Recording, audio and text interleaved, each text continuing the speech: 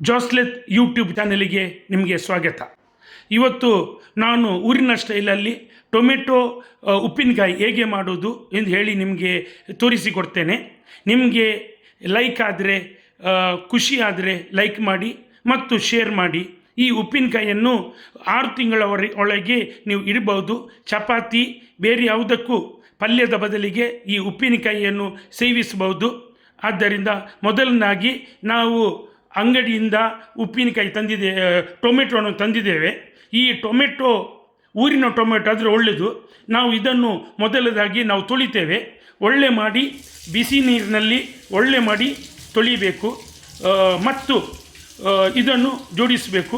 ಸ್ವಲ್ಪ ನೀರು ಆರಿ ಹೋದ ನಂತರ ಈ ಟೊಮೆಟೊವನ್ನು ಒಣ ಬಟ್ಟೆಯಲ್ಲಿ ಒಳ್ಳೆ ಒರೆಸಿ ಇಡಬೇಕು. ಈಗ ಒರೆಸಿ ಆಯಿತು.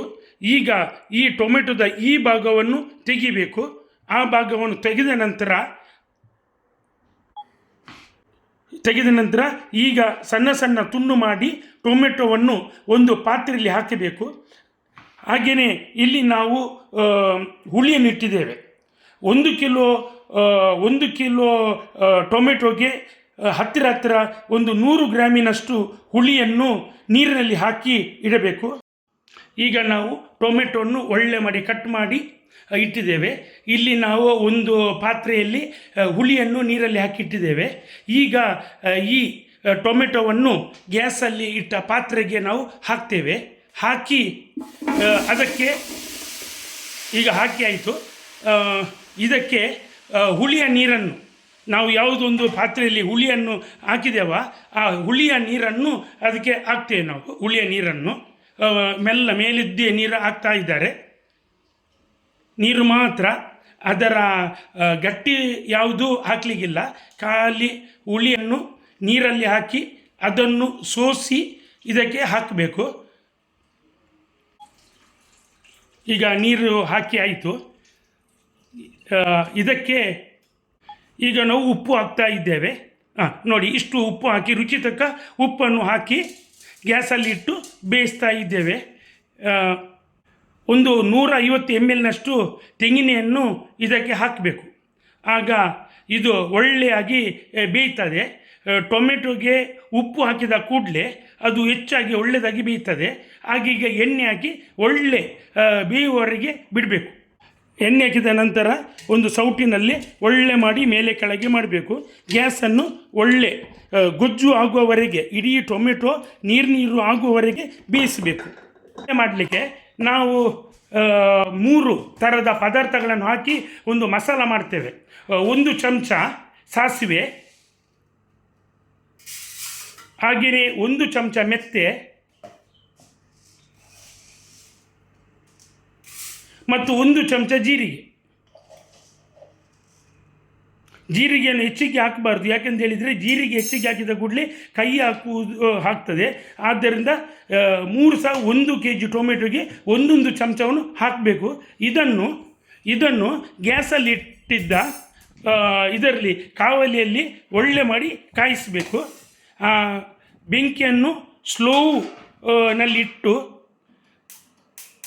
ಸ್ಲೋನಲ್ಲಿಟ್ಟು ಇದನ್ನು ಒಳ್ಳೆ ಮಾಡಿ ಹುರಿಯುವ ಹಾಗೆ ಮಾಡಬೇಕು. ಈಗ ಒಳ್ಳೆ ಮಾಡಿ ನಾವು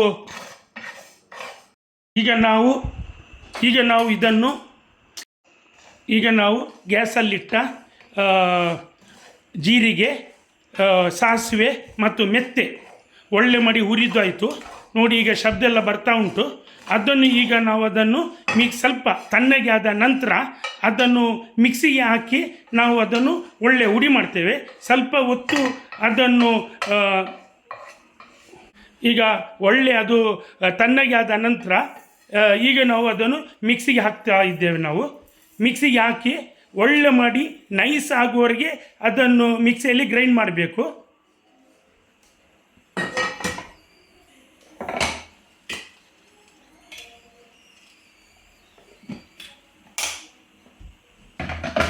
ಈಗ ಅದನ್ನು ನಾವು ಒಳ್ಳೆ ಮಾಡಿ ಗ್ರೈಂಡ್ ಮಾಡಿ ಇಡ್ತಾ ಇದ್ದೇವೆ. ಹಾಗೆಯೇ ಈಗ ಒಗ್ಗರಣೆ ಹಾಕಲು ಇಲ್ಲಿ ಬೆಳ್ಳುಳ್ಳಿಯನ್ನು ಒಳ್ಳೆ ಮಾಡಿ ಸುಲಿಯಬೇಕು. ಹೀಗೆ ಸುಲಿದು ಇಟ್ಟು ಸಪೂರ ತುಂಡನ್ನು ಮಾಡಿ ಈಗ ಕಾವಲಿಯಲ್ಲಿ ಈಗ ಕಾವಲಿಯನ್ನು ಬೆಂಕಿಯಲ್ಲಿಟ್ಟು ಒಗ್ಗರಣೆ ಕೊಡಲು ಸ್ವಲ್ಪ ತೆಂಗಿನೆಣ್ಣೆ ಹಾಕ್ತಾ ಇದ್ದೇವೆ. ತೆಂಗಿನೆಣ್ಣೆಯನ್ನು ಹಾಕಿ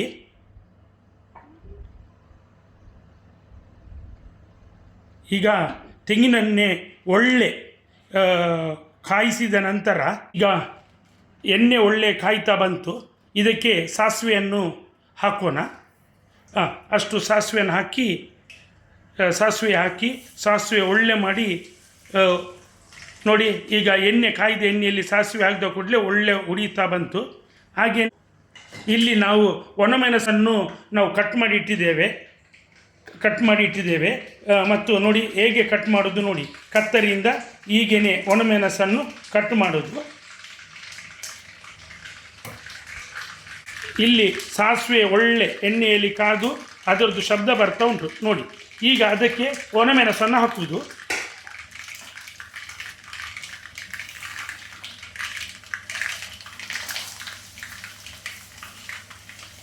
ಎಣ್ಣೆಯಲ್ಲಿ ಒಣಮೆಣಸು ಅದನ್ನು ಒಳ್ಳೆ ಒಂದು ಚಮಚದಿಂದ ಒಳ್ಳೆ ಹುರಿಯಬೇಕು.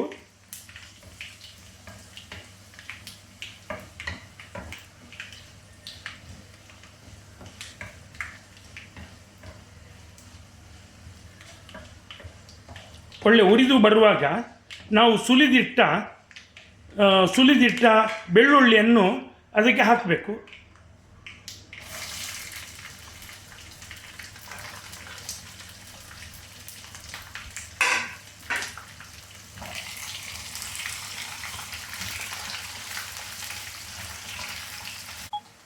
ಈಗ ನಾವು ಆಗ ಹುರಿದು ಮಿಕ್ಸಿಯಲ್ಲಿ ಹುಡಿ ಮಾಡಿಟ್ಟ ನಮ್ಮ ಮೆತ್ತೆ, ಸಾಸಿವೆ ಹಾಗೆಯೇ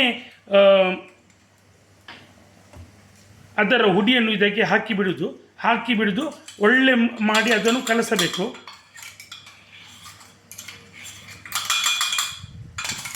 ಜೀರಿಗೆ, ಮೆತ್ತೆ ಮತ್ತು ಸಾಸಿವೆ ಹುಡಿಯನ್ನು ಇದಕ್ಕೆ ಹಾಕಿ ಒಳ್ಳೆ ಕಲಸಿ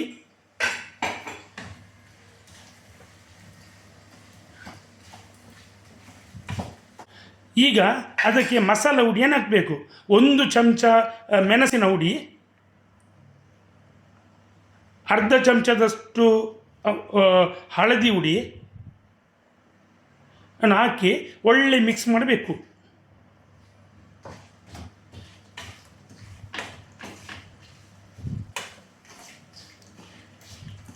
ಒಳ್ಳೆ ಮಿಕ್ಸ್ ಮಾಡಿ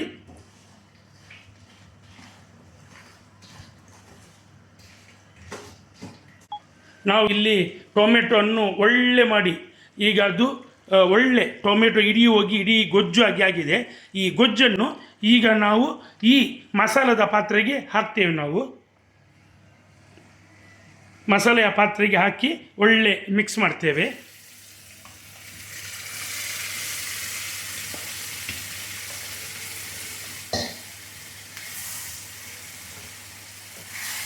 ಒಳ್ಳೆ ಮಿಕ್ಸ್ ಮಾಡಿ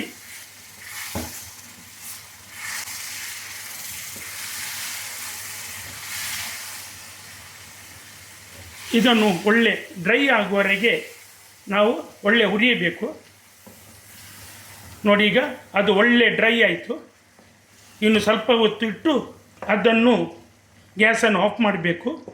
ನಮ್ಮ ಟೊಮೆಟೊ ಉಪ್ಪಿನಕಾಯಿ ರೆಡಿ. ಇದನ್ನು 6 ತಿಂಗಳವರೆಗೆ ಏನಾಗುವುದಿಲ್ಲ. ಈ ಟೊಮೆಟೊ ಉಪ್ಪಿನಕಾಯಿ ದೋಸೆಗೆ, ಚಪಾತಿ ತಿನ್ನುವಾಗ ಉಪಯೋಗಿಸಬಹುದು. ಅಗತ್ಯಕ್ಕೆ ಗಂಜಿ ಊಟ ಮಾಡುವಾಗ ಉಪಯೋಗಿಸ್ಬೋದು. ಇದು ನನ್ನ ವಿಡಿಯೋ ಲೈಕ್ ಆದರೆ ನೀವು ಲೈಕ್ ಮಾಡಿ, ಸಬ್ಸ್ಕ್ರೈಬ್ ಮಾಡಿ, ಫಾರ್ವರ್ಡ್ ಮಾಡಿ. Thank you.